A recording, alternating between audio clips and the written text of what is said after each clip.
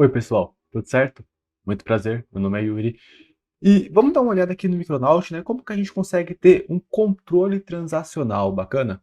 A ideia aqui é que a gente passe a ensinar o Micronaut qual que é o momento que ele deve abrir uma transação com o banco de dados e não ficar dependendo, né, tanto assim dessa chamada de repositório, certo? E como que a gente pode fazer isso, né? Como será que a gente consegue ensinar para o Micronaut onde que ele deve abrir ou fechar uma transação, certo? É, se a gente for parar para pensar naqueles dos projetos que a gente faz com Spring Boot, né, ou com Spring mesmo, ou até mesmo projetos sem Spring, né, mas só com a JPA, qual que é a notação ali da JPA que indica que uma transação precisa ser aberta? A JPA tem ali um arroba transactional, né? Que quando a gente anota ali um método, por exemplo, com essa arroba transactional, a partir do momento que esse método for chamado, for invocado, vai lá, vai ser aberta uma transação com o banco de dados e, em seguida, depois que executar, né, que esse método executar tudo o que ele vai fazer, ao final é fechado essa transação. Bacana? Se a gente for dar uma olhada aqui na documentação do Micronaut, a gente vai ver que, ó, aqui um pouco mais para cima, né, tem uma parte que fala sobre transações, e ele está falando o seguinte aqui para a gente, ó, que o Micronaut vai automaticamente gerenciar essas transações para a gente, certo? Mas, se a gente quiser, a gente pode simplesmente vir lá e declarar um método, anotar ele, né, com o arroba transactional aí lá do Javax Transactional, né, lá da JPA. Bacana? Se a gente não fizer essa anotação, né, não anotar esse método nosso com arroba Javax Transactional, o que, que o Micronaut vai fazer? Para cada chamada de repositório, ele vai lá e vai abrir uma transação com o banco de dados, certo? Então, para cada chamada, abre uma transação. Se a gente tiver 3 chamadas de repositório, cada uma dessas chamadas, ele vai lá e vai abrir uma transação para cada uma dessas chamadas. Bacana? De uma forma aí similar com o que acontece no Spring Data, certo? Quando a gente vai lá e não também especifica com esse arroba transactional. Então, se a gente for ver, né, até aqui embaixo na documentação, o Micronaut fala isso, que ele vai automaticamente aplicar aí transações de apenas leitura, né, em queries, ou seja, quando a gente vai lá e faz um find no banco, por exemplo, do mesmo jeito que ele também vai aplicar aí transações, né, de escrita, operações de escrita, se a gente vai lá e faz uma operação de escrita, como criação, atualização ou deleção aí no banco de dados. Bacana? Bem, na documentação está falando que é simplesmente adicionar um arroba transactional, por que não? Vamos voltar aqui no código e antes de cada um desses nossos métodos, né, vamos vir aqui e colocar esse arroba transactional, certo? Então, estou aqui no controle de cadastro de autor. Vamos colocar também lá aqui no nosso controller de atualização, no nosso controller de deleção e no controller aí que faz a busca de autores. A gente também pode vir aqui e colocar um arroba transactional, certo? Qual que é a ideia agora? Eu vou pedir para o Micronaut para subir aqui, né? Vou pedir para o IntelliJ, perdão, subir aqui o servidor do Micronaut, né? E a gente já vai lá no Postman tentar fazer, por exemplo, uma query no banco de dados e ver se a gente tem tudo certo, né? Se a gente consegue receber de volta aí a lista de autores, certo? Então, só esperar aqui buildar, já vamos abrir lá o Postman para dar uma olhada. Bacana, pessoal. E olha só que legal. Nem nosso código terminou de ser compilado, já subiu aqui um erro no processo de compilação, certo? Qual foi esse erro? Deixa eu dar uma olhada aqui, ó. Basicamente, esse erro está falando que algum método que precisa aí, né, de uma operação de AOP, isso é, de aspecto, né, está declarado como final. E ele aqui deu o exemplo do controle de deleção. Aqui, quando ele foi gerar o código Java, né, para poder compilar, eu abri aqui esse controller só para a gente dar uma olhada, para ver que realmente, ó, a gente não passou nada, né, para o Kotlin. Então, ele veio aqui, ó, e disse que esse controller, tanto o tipo da classe, né, quanto aqui o método de deleta, ele está como final na declaração, né? E por que isso? Bem, vamos lembrar o seguinte. A gente aqui, ó, na nossa classe, vou abrir justamente o controle de deleção, foi o mesmo que a gente viu lá com código Java, certo? Aqui na nossa classe, a gente for ver na declaração, em nenhum momento a gente passou para o Kotlin dizendo que essa classe era permitida a herança e era permitido a sobrescrita dos métodos, certo? Se a gente lembrar, no Kotlin, por padrão, toda classe e todo método, ele vira lá no Java um bytecode, né, declarado como final, ou seja, ele proíbe a herança e a sobrescrita dos métodos. Para a gente ir lá e permitir, né, que essa classe aqui, beleza, vai ter que ser, vai ter uma operação de OOP que vai precisar estender ela ali em tempo de execução, etc. Então, essa classe, ela tem que ser permitida a herança nela e esse método tem que ser permitido a sobrescrita. A gente tem que vir aqui, antes da declaração da classe e antes da declaração do método, colocar, né, essa diretiva, essa palavra reservada open. Dessa forma, a gente está ensinando para o Kotlin que na hora de compilar esse código aqui, o nosso delete_author_controller não é para ser final e o nosso método deleta também não é para ser final. Ou seja, a gente permite tanto a herança quanto a sobrescrita desse código, certo? Só que isso daqui, quando a gente programa com Kotlin, né, a gente usa situações bem pontuais, assim, onde realmente a gente espera que esse código aqui vai ser necessário, não, onde a gente mesmo quer herdar a classe ou quer sobrescrever um método, certo? Escrever um código assim é quase contra essa filosofia que o Kotlin fala, né, para a gente poder usar. Então, o que a gente pode fazer para evitar isso, né? Evitar escrever esse código com tudo open, mas ao mesmo tempo conseguir aí usar esse controle transacional assim. Vamos lembrar o que a gente precisou fazer para usar lá o construtor, né, para criar um construtor padrão aqui no Kotlin, para a gente conseguir fazer, né, as queries aí utilizando a JPA. O que a gente precisou fazer, pessoal? Se a gente dar uma olhada, né, lá no vídeo, ou relembrar mesmo assim, a gente vai ver que a gente colocou aqui uma dependência, que é esse build script, ou seja, a gente adicionou aqui um plugin de compilação para o Kotlin chamado noarg, certo?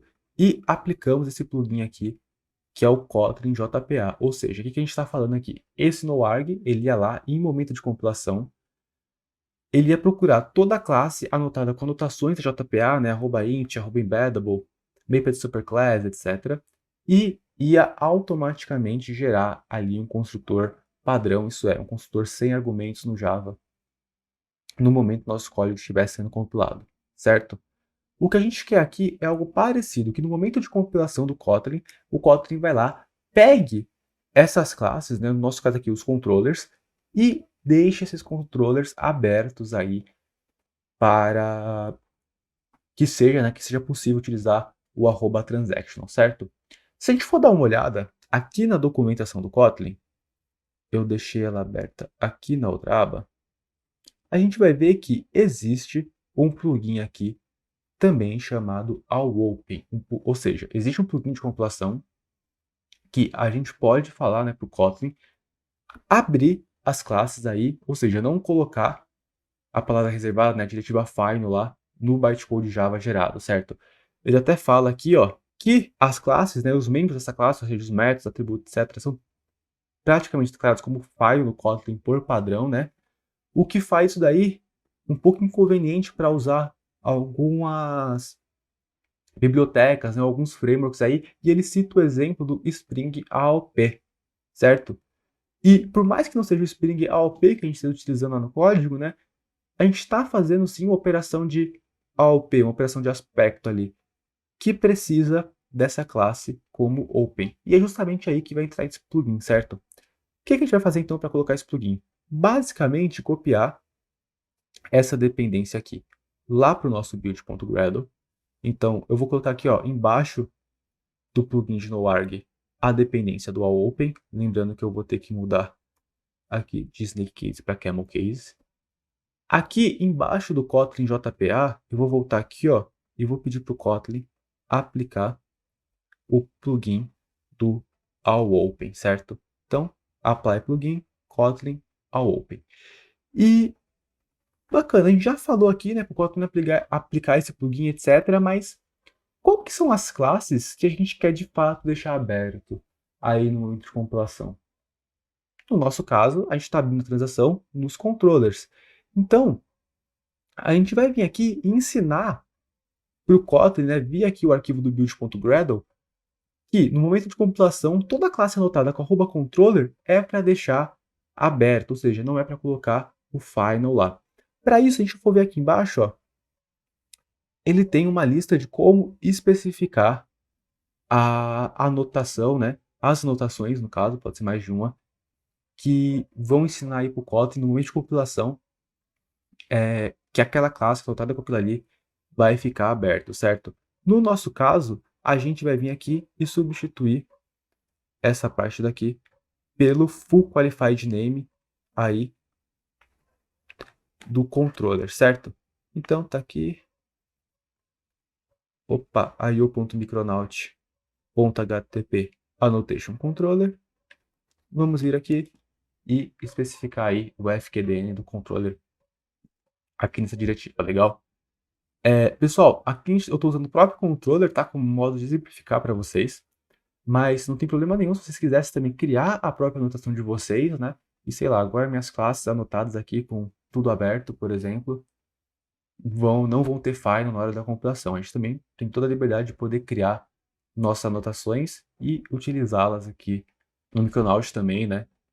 A gente está livre para conseguir fazer as configurações se a gente quiser, legal? Então, bacana, vamos ver quais são os passos, né? Colocamos lá o @transactional em cima de cada método. Tivemos que vir aqui e colocar também mais uma dependência no build script, aplicar aqui esse plugin, né, do Open, e além disso ensinar aqui para o Micronaut, para o Kotlin, perdão, que no momento de compilação ele vai procurar, né, por toda classe anotada com @controller. Quando ele identificar uma classe anotada com @controller, ele vai lá e vai omitir, né, vai tirar o final tanto da classe quanto dos métodos dela, né? Certo? Dessa vez já vou pedir aqui também pro IntelliJ começar a buildar a aplicação e tentar subir aí o servidor do Kotlin. E vamos ver se dessa vez a gente não toma esse erro de build, né? A gente não toma um erro de build aqui, legal? Então, assim que subir ou tomar um erro, a gente já dá uma olhadinha aqui, certo? Bacana, pessoal. Ó, nossa aplicação subiu, aparentemente sem erro nenhum. Vamos fazer um teste. Vou vir aqui no Postman e pedir para ele fazer aqui uma listagem de autores. Vamos ver o que acontece. Essa primeira requisição tem o costume de demorar um pouquinho. Vamos ver se ela vai um pouquinho mais rápido aqui na minha máquina. Olha só que legal. Recebemos aqui 200 como status de devolução e conseguimos aqui fazer essa listagem de autores. Se a gente viesse aqui agora e tentasse criar um novo autor, como por exemplo aí o Woody, né, que tem lá o e-mail woody@toystory, por exemplo.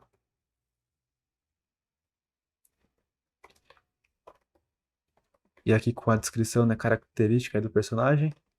Bacana? Vamos fazer aqui a requisição de enviar. Olha só que bacana. 201 criado. A gente pode vir aqui na nossa listagem de autores. E olha só. Aqui na listagem agora está aparecendo aqui o novo autor, o Woody. Certo? Se a gente quisesse, por exemplo, vir aqui e removesse, né? Tentar remover aqui o Woody. Eu só vou vir aqui no meu banco de dados para pegar qual que é o ID dele, certo? Então, vou pedir aqui só para atualizar a tabela. Bacana. ID 5 é o ID do Woody. Vou vir aqui na parte do delete e dizer que vamos deletá-lo. Enviar aqui. Recebemos 200 como resposta. E agora na listagem, ó, paramos aqui. Conseguimos deletar o Woody. Certo? Por fim, fazer a atualização. Pedir aqui para atualizar. Pode ser o Rafael Ponte mesmo, que eu acho que é o ID 2. Mudar aqui a descrição dele.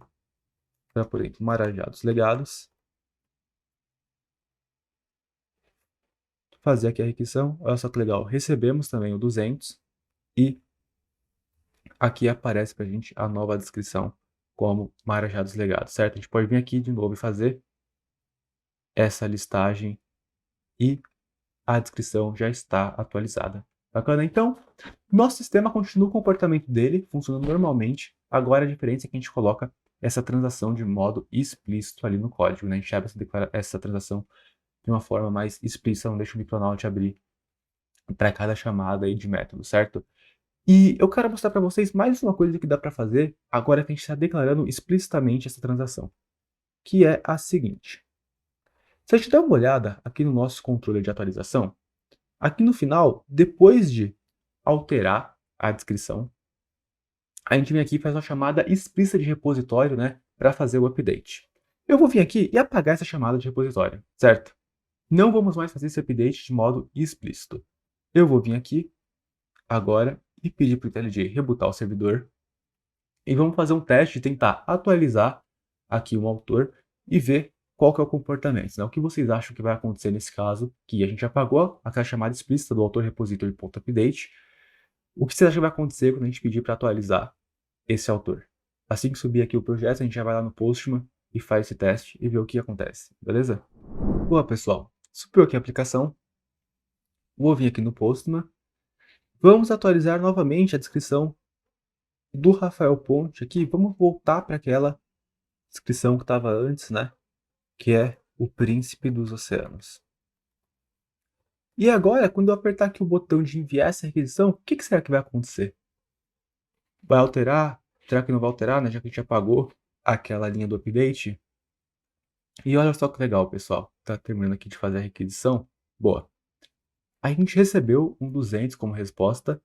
Aqui na resposta da própria requisição já aparece Príncipe dos Oceanos. Se a gente pedir para listar os autores, voltou aqui Príncipe dos Oceanos, né? E só para fechar aí todas as pontas, se a gente for ver aqui no banco de dados, apertar aqui F5 para atualizar, né? De uma forma...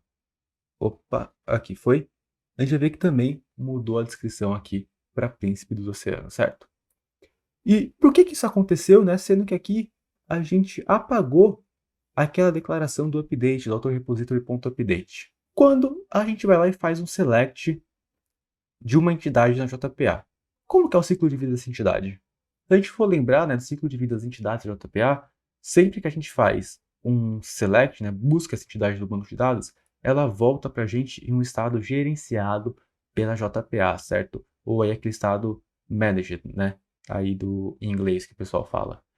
O que é esse estado gerenciado pela JPA? Ou seja, esse objeto que a gente retorna do banco, ele está no estado gerenciado.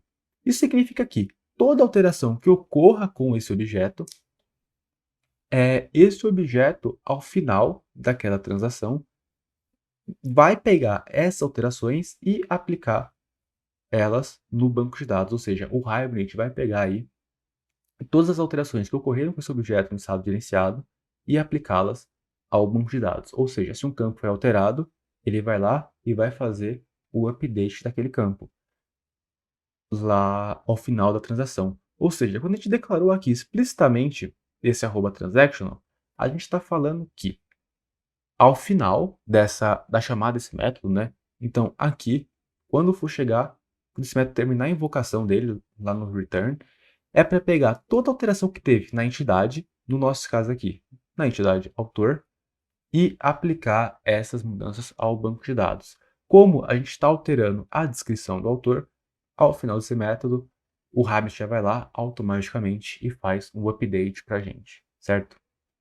Então, quando a gente declara essa transação assim, explicitamente aqui, a gente pode omitir as atualizações da entidade também. A gente consegue atualizar, né, essa entidade de modo implícito por conta do ciclo de vida de uma entidade no Hibernate, por exemplo, na JPA, perdão, aqui no caso, certo?